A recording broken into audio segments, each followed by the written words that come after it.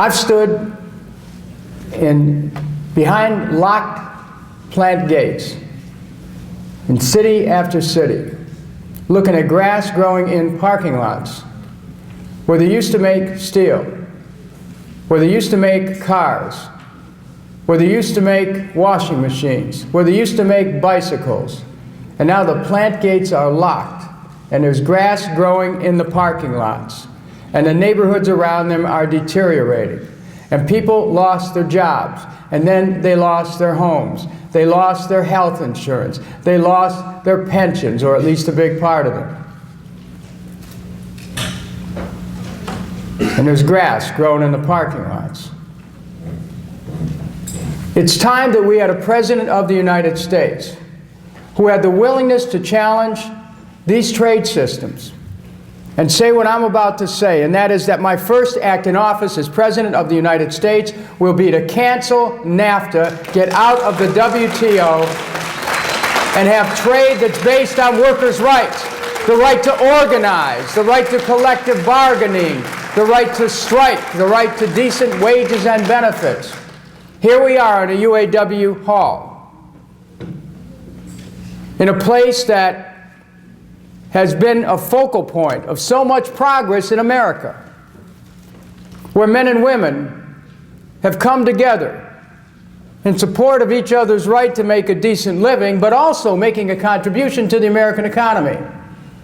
It's time we had a president who says that we need a national industrial policy that declares that the maintenance of automotive, steel, aerospace, and shipping is vital to our national economic security, and that we have trade policies that back it up not only by getting out of NAFTA, but by changing all these other trade agreements that have resulted in our jobs being shipped out of this country, knocking down wages, weakening our unions. It's time we had a pro-worker president and made the White House a workers' White House.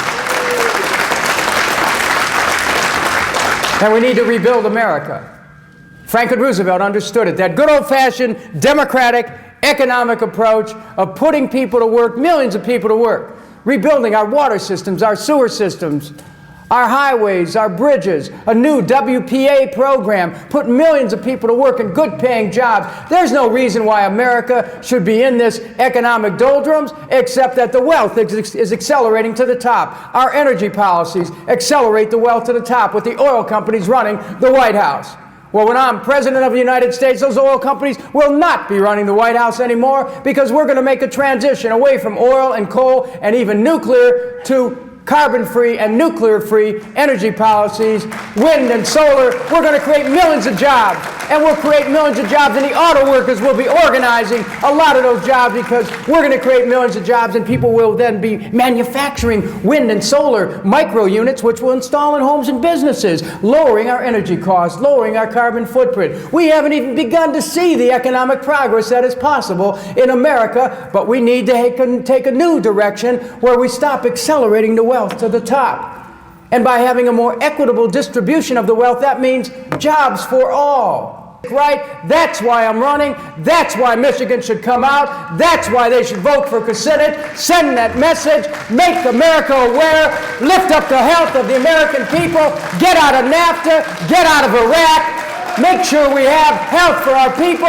I'm determined to carry that banner. If you'll work with me, we will create a new nation where our economic rights are going to be number one. Thank you very much. Thank you. Thank you. Thank you. Thank you. And I humbly ask for your vote. That healthcare information that you mentioned, we do need it. We need it desperately. It's the only one standing. So. None of the other people want to touch it. None of the other I know, but we do need it. Thank you. Mr. Conyers had a great time.